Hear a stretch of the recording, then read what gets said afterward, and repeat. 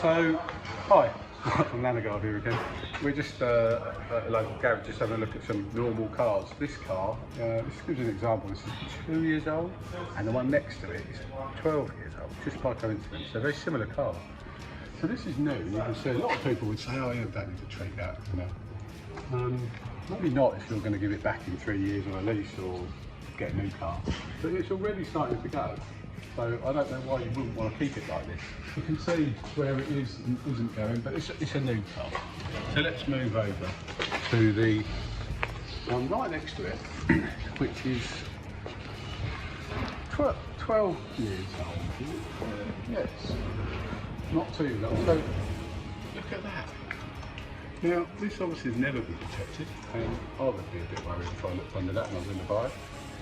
Just going over it, you know, why would you not want to keep it like the other one? I don't get why you wouldn't, unless of course you genuinely know you don't care.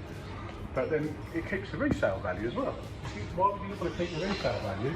So that if you were selling this car because you wanted a new one, someone like, you know, a buyer would look under it and see it more like the other car because you bothered to LANOGUARD it every year, and it would make a massive difference. But anyway, all is not lost with this one, because a good close-up jet wash, get rid of any loose flaking and then start LANOGUARDing it from now. I don't see why you wouldn't want to protect the new one and keep it so that it doesn't end up looking like this.